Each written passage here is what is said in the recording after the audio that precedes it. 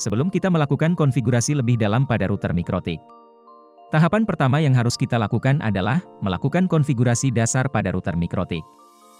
Langkah-langkah dalam melakukan konfigurasi dasar pada router Mikrotik meliputi membuat topologi jaringan, menentukan alokasi IP untuk jaringan lokal, mendapatkan informasi berupa IP address, gateway, dan DNS dari ISP tempat kita berlangganan internet, melakukan reset konfigurasi bawaan dari router, mengganti username dan password untuk login ke router, setting IP public, setting gateway dan testing ke internet, setting DNS, setting IP lokal, setting DHCP client dan testing ke internet dan router, setting firewall mask rate, dan bandwidth management. Pertama, yang harus kalian lakukan adalah menentukan topologi, membuat skema jaringan yang akan dibuat, dan juga menentukan alokasi IP yang akan digunakan pada komputer klien nanti. Pada skenario percobaan kali ini, kita menggunakan topologi root dan skema jaringan sederhana seperti ini. Sumber internet akan menggunakan modem USB, yang dihubungkan ke router menggunakan interface LTE. Kemudian, port 3 akan kita gunakan untuk menghubungkan komputer klien ke router Mikrotik. Setelah skema jaringan sudah dibuat, kita akan menentukan alokasi IP yang akan digunakan. Untuk IP publik, kita akan menggunakan fungsi DHCP client untuk mendapatkan IP dari ISP-nya. Untuk IP publik ini, tergantung dari ISP yang kalian gunakan. Bisa menggunakan IP DHCP atau IP statik dalam penyetingannya, karena setiap ISP memberikan servis yang berbeda-beda. Kemudian kita akan menentukan alokasi IP untuk jaringan lokal yang akan digunakan oleh komputer klien. Kalian bisa menggunakan IP standar yang banyak digunakan seperti contoh berikut. Pada tutorial kali ini, kita akan menggunakan IP 10.10.11/24 untuk alokasi IP pada jaringan lokalnya.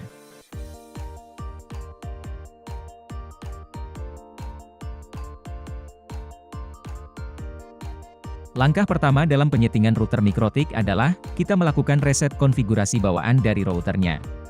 Kenapa kita melakukan ini? Karena agar nantinya tidak terjadi bentrok ketika kita melakukan setting pada Mikrotik. Selain itu, kita sebagai pengguna juga tidak akan bingung, karena router yang kita setting benar-benar bersih dan tidak ada konfigurasi bawaan dari routernya. Kalian bisa melakukannya ketika pertama kali masuk ke Winbox. Biasanya akan ada pop-up message yang memberitahu bahwa sudah ada konfigurasi bawaan dari routernya dengan detail seperti ini. Kemudian, kamu akan diberi opsi untuk menghapus konfigurasi tersebut dengan mengklik tombol Remove Configuration. Atau tetap lanjut dengan konfigurasi bawaan tersebut dengan mengklik OK.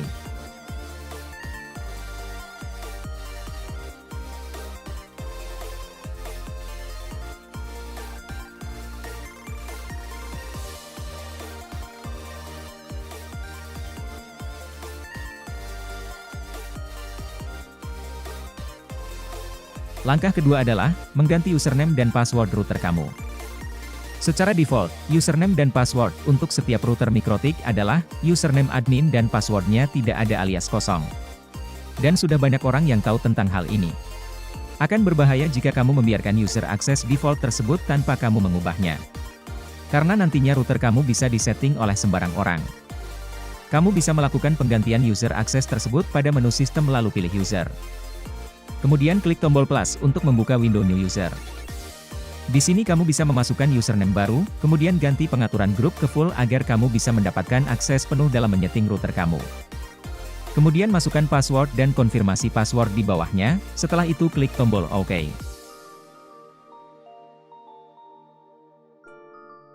Untuk user access defaultnya, kamu bisa hapus saja dengan mengklik tombol minus. Atau, klik tombol X untuk melakukan disable pada user access default tersebut.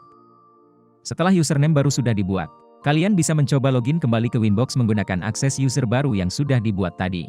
Pastikan bahwa kamu mengingat username dan password yang kamu buat tadi, kamu bisa membuat sebuah note untuk mencatat username dan password kamu.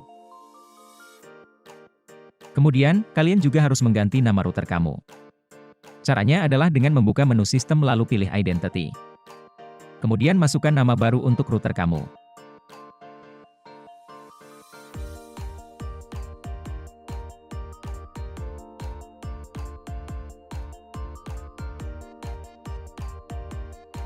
Kemudian kita masuk ke proses setting IP untuk routernya. Untuk penyetingan IP, kita akan setting dulu IP untuk sumber internetnya. Pada tutorial kali ini, kita menggunakan router RB750GR3 yang memiliki interface LTE. Jadi, di sini kita menggunakan modem LTE sebagai sumber internetnya dan interface LTE kita jadikan sebagai interface dari sumber internet. Untuk proses setting IP untuk sumber internet ini, kalian bisa menggunakan dua cara. Cara yang pertama, menggunakan fungsi DHCP client. Cara yang kedua, menggunakan IP static. Ini juga tergantung dari ISP yang kalian gunakan, apakah menggunakan IP DHCP atau IP static untuk IP publiknya.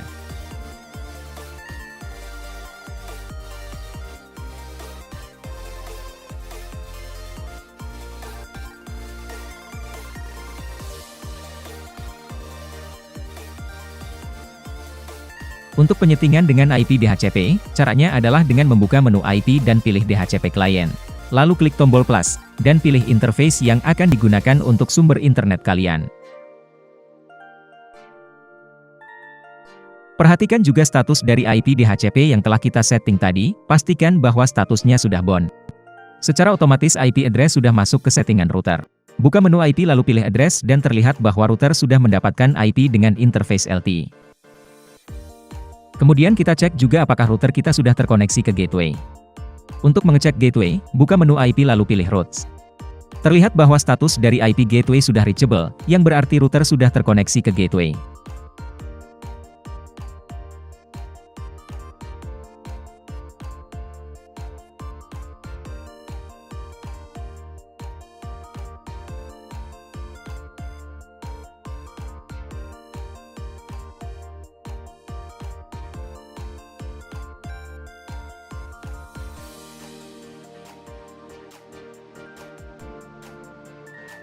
Langkah pertama adalah kalian harus mengetahui IP public, gateway dan DNS dari ISP yang kalian gunakan.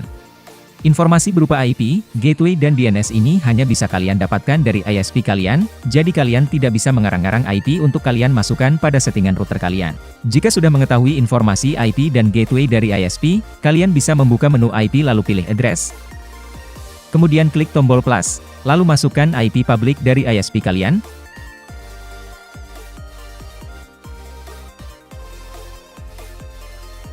Setelah itu pilih interface yang digunakan dan terakhir klik tombol OK. Kemudian setelah router sudah mendapatkan IP, langkah selanjutnya adalah memasukkan IP gateway. Caranya adalah dengan membuka menu IP, lalu pilih routes. Setelah itu klik tombol plus. Harap perhatikan untuk memasukkan IP gateway pada kolom field gateway, untuk field destination address dibiarkan saja.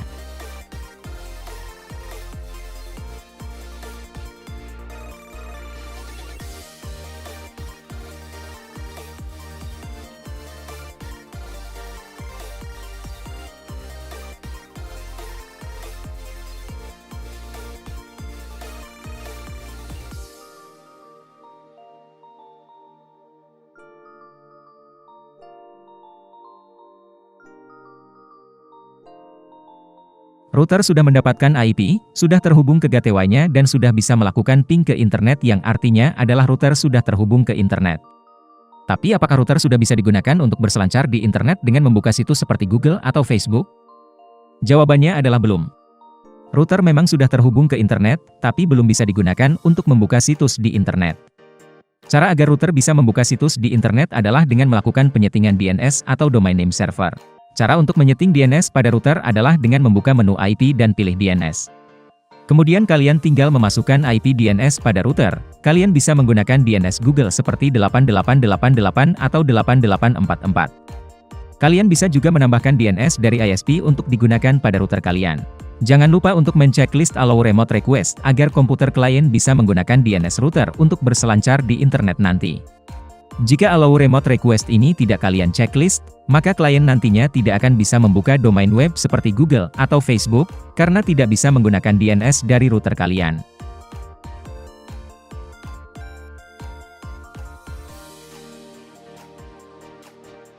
Proses penyetingan IP router untuk akses ke internet sudah selesai, sekarang kita mulai menyeting untuk IP lokal yang akan digunakan oleh klien untuk akses ke internet.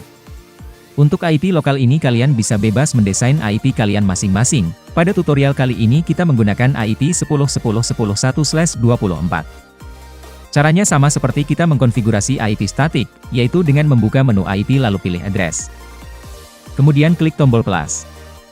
Lalu masukkan IP lokal kalian. Kemudian pilih interface yang akan digunakan untuk IP lokal tersebut.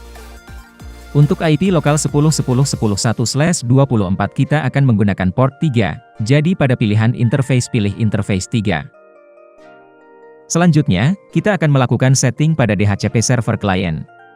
Tujuannya agar IP lokal yang tadi sudah kita setting bisa terbagi ke semua klien yang terkoneksi ke jaringan kita. Caranya adalah dengan membuka menu IP lalu pilih DHCP server. Kemudian klik tombol DHCP Setup. Di sini kamu harus memilih interface yang tadi kamu gunakan untuk menginput IP lokal. Sebelumnya, kita menggunakan port 3 untuk koneksi ke komputer klien. Untuk itu pada proses setting DHCP server client ini kita memilih interface 3. Kemudian jika sudah memilih interface klik tombol next. Selanjutnya, kita hanya tinggal mengklik next saja pada proses setup DHCP server client ini. Address space sudah sesuai dengan IP lokal yang sebelumnya kita setting, klik tombol next. Kemudian DHCP network juga sudah sesuai dengan IP gateway-nya, klik tombol next lagi. Kemudian range IP yang akan diberikan ke komputer klien sudah sesuai, hanya tinggal digunakan saja oleh klien yang terkoneksi ke router kita. Atau kalian juga bisa menyesuaikan range IP yang akan diberikan ke komputer klien, tujuannya untuk menyisakan beberapa IP lokal untuk digunakan perangkat lain seperti access point, IP kamera, printer, dan lain-lain. Jika tidak ada yang perlu dirubah pada range IP ini, kalian bisa klik next. Kemudian DNS yang akan digunakan oleh IP klien akan menggunakan DNS dari router Mikrotik. Lalu klik next. Selanjutnya list time sudah sesuai, klik next dan proses setting untuk DHCP server client ini sudah selesai.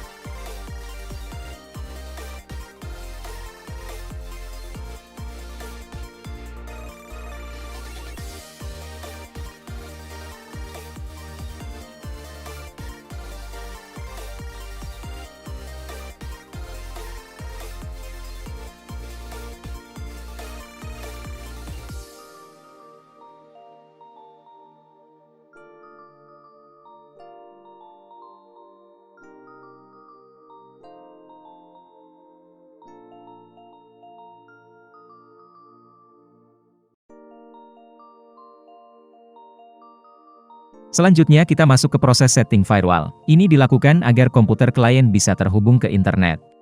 Pertama, kita akan melakukan ping ke Google.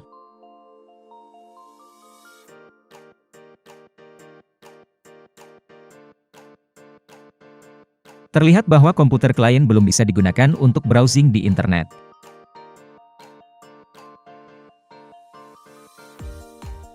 Kemudian, kita akan memulai proses setting firewall sambil menjalankan ping ke Google.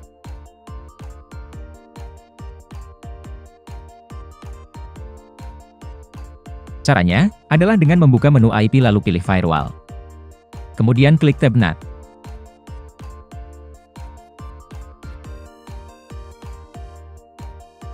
Lalu klik out interface dan pilih interface port yang terhubung ke ISP. Pada tutorial ini, berarti kita pilih interface LTE.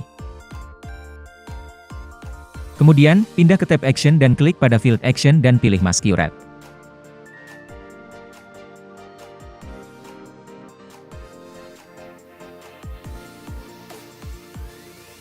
Setelah rule NAT Mask QRAT sudah kita setting, kemudian kita bisa melihat bahwa ping Google yang tadi kita buat sudah menunjukkan adanya traffic data, dan komputer klien sudah bisa digunakan untuk browsing di internet.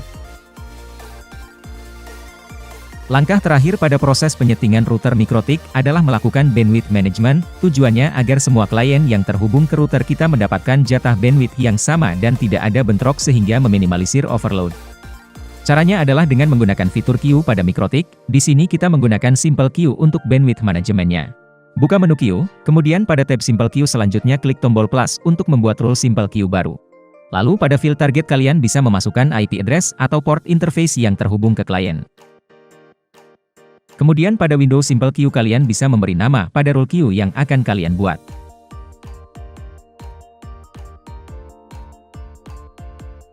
Selanjutnya pada bagian max limit kalian bisa isikan berapa jumlah bandwidth yang akan didapatkan oleh komputer klien.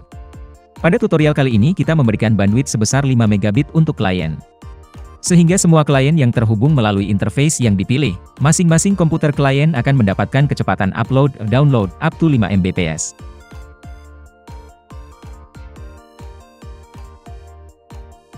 Router mikrotik adalah sebuah device yang sewaktu-waktu bisa hang, error, atau mengalami kerusakan yang mengharuskan kita melakukan reset atau penggantian ke unit baru.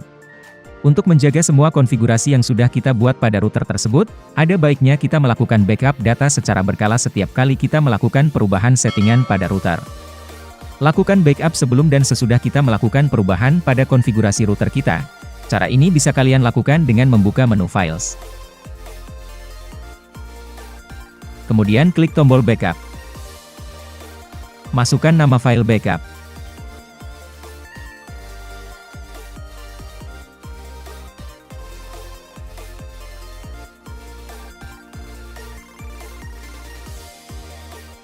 Kalian bisa menambahkan password pada file backup jika diperlukan.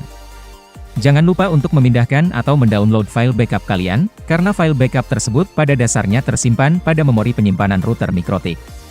Caranya dengan klik kanan pada file backup kemudian pilih download, kemudian pilih lokasi penyimpanan untuk file backup tersebut.